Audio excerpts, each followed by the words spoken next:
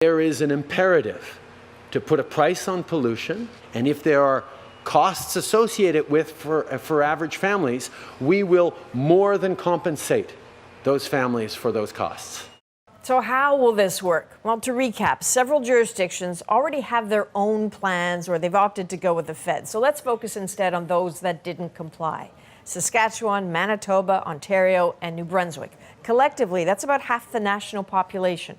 Starting in January, industry and companies will be taxed $20 per ton of carbon emissions, just to begin, which Ottawa admits will almost certainly then be passed on to you, the consumer. That means a jump at the gas pump and your heating bill. Other products will probably go up too.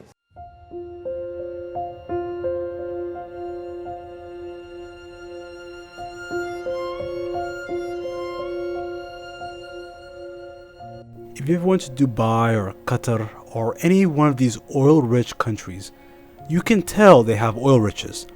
You can see in their airlines, fancy skyscrapers, and the regulations in their countries. The UAE doesn't charge income tax, meaning if you work there, you keep 100% of your income, which is the same for a lot of oil-rich Middle Eastern countries. This is of course afforded by the plentiful oil resources, although they're most often a dictatorship, a monarchy, and often do not use questionable labor practices to achieve such a standing. Nonetheless, you can at least see where the oil money goes. But in Canada, we're neither a dictatorship, a monarchy, nor are we Middle Eastern. We have a socialized welfare system. We're democratic. We have high taxes and we're industrialized. We produce cars, planes, nuclear reactors. We have a well-educated and highly advanced population. But we have oil, and a lot of it, which is rare for a Western nation. If you look at countries like Germany, France, the UK, and even Japan, they don't have a lot of raw resources, and therefore have to put an emphasis on education and refined products, and maybe a little bit of war. Like Germany produces highly engineered cars, transformers, and pretty much anything you can imagine. Japan obviously makes Toyota vehicles.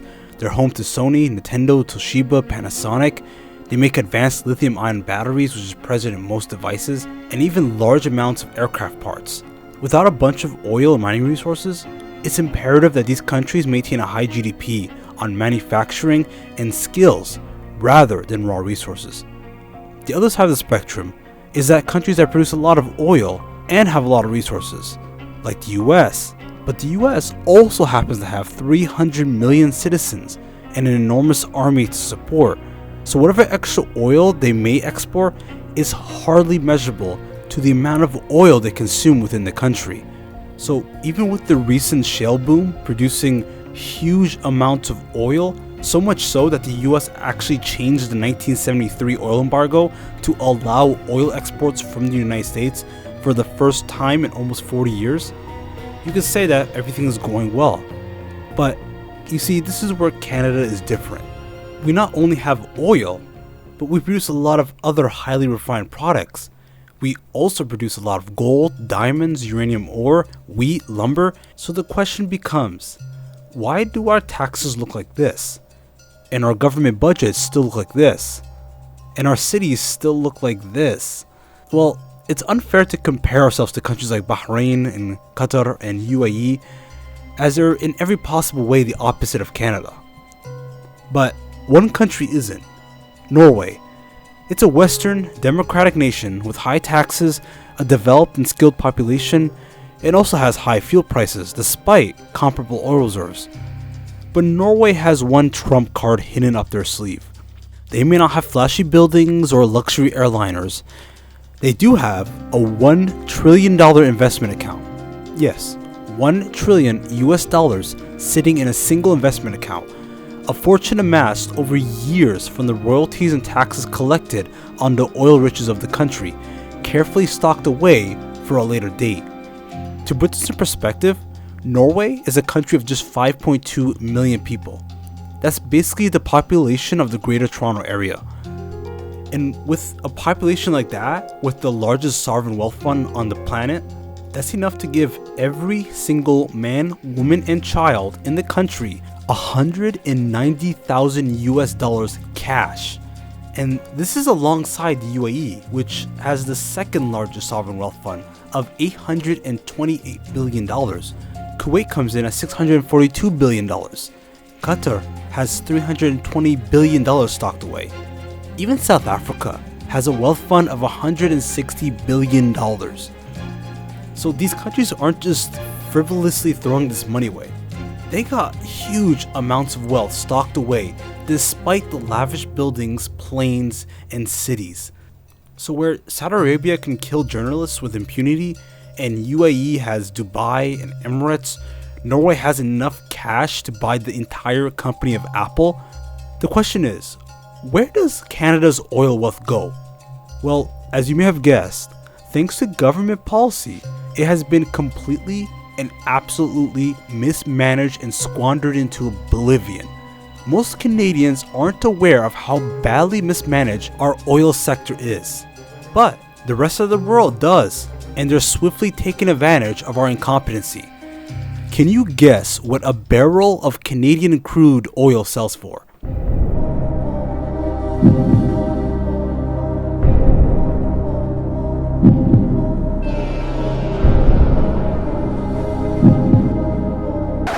Actually, if you chose D, that's double what we're actually getting right now.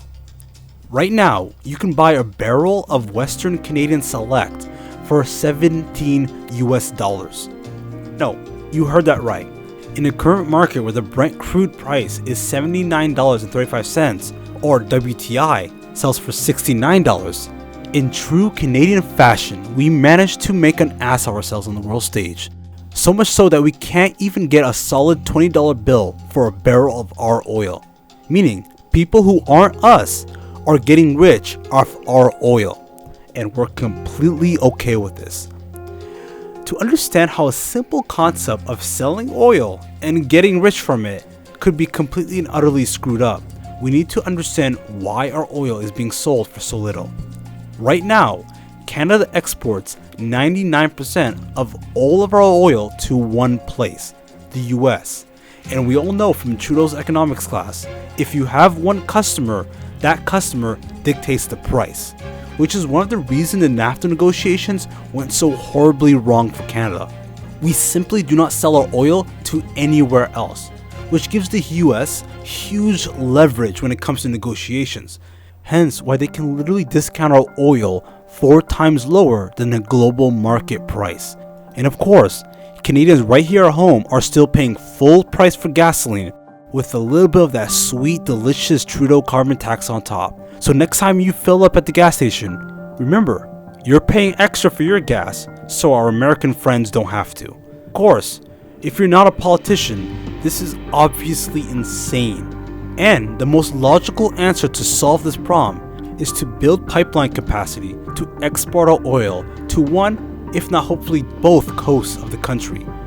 One to sell to the west and to Asia and Oceania, and one to the east to export to Europe. The problem is we tried both. The western pipeline, known as the Trans Mountain Pipeline, was supposed to carry hundreds of thousands of barrels of sweet Canadian maple crude to the port of Vancouver, where it can be loaded onto tankers and sold to world markets. By doing this, we can bypass the US and sell our oil at that sweet Brentwood price, instead of the $17 a barrel we're getting now. Because as I explained in my fuel prices video, the price of oil just isn't about the actual oil. It's about the accessibility and the shipping cost to the buyer that helps dictate the price that we can sell it for. So if you have oil, but it's very difficult to ship it anywhere, like right now, the price will reflect the inability to access the oil. This is why Saudi Arabia, Iran, and many other oil-producing OPEC nations have infrastructure to efficiently ship oil offshore. But in true dysfunctional Canadian style, we decided to go the Venezuelan route by blocking our own path to prosperity through environmental blockades, political infighting, and it even got to the point where we're putting trade blockades within our own country. That's when we decided to go the other way around the continent, the eastern half, which should be more business friendly, of course. And this was actually a pretty logical conclusion, as most of the pipeline that reaches all the way from Alberta to New Brunswick was already existent. All we have to do is connect Hardisty, Alberta to the border of Saskatchewan, where an already existing pipeline will take it most of the way to Ontario, where there it can connect to the border of Quebec to the port of St. John's in New Brunswick.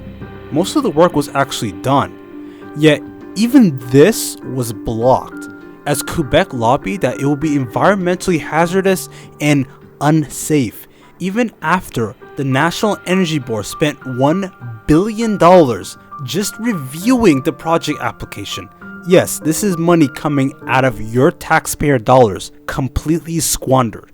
And also, yes, this is the same province who was worried about the environment after having the worst rail disaster in Canadian history, where a train carrying thousands of barrels of oil, which could have been in a pipeline, crashed in the town of Lac-Mégantic, killing 47 people. An explosion so severe it was comparable to a small nuclear bomb. Which brings up the point. What happens when we stop these pipelines? Well, as you guessed, oil shipments by rail simply doubled. So instead of oil possibly leaking into the ground, we now have enormous mile-long trains rolling through our cities and towns all over this country, any one of which could repeat the Lac-Mégantic disaster. In fact, if you look at the statistics, nearly 6 times more oil has leaked from trains before the Lac-Mégantic disaster than have leaked from pipelines. So again, not including this rail disaster, 6 times more oil leaks from trains than from pipelines. Although there has been 259 pipeline accidents compared to just 1 rail accident in the past year, pipelines still ship an order of magnitude more oil. So when you factor in the volume, for every 1,000 liters leaked from a pipeline, rail cars leaked 6 times more. However, most of the concerns cited in the NEB's recommendation has to do with climate change targets, which, as anyone who understands physics, moving oil from one place to another is not the same as burning it. And stopping us from exporting oil will not magically drastically decrease global emissions. In fact, let's say the UK can't buy oil from Canada.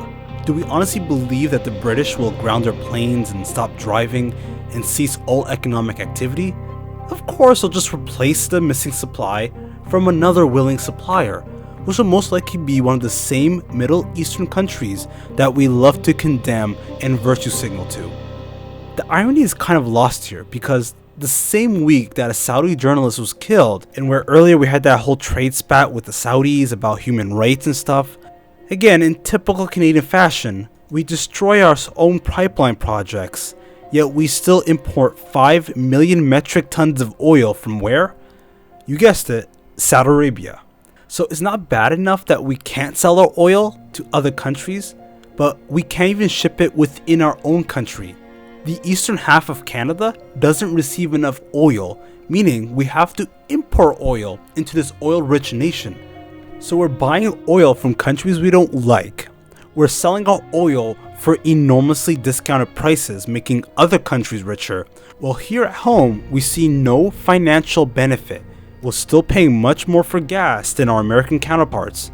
And despite being one of the most educated, developed, and politically stable oil-bearing citizens on Earth, we still take that gift and completely and utterly screw it up.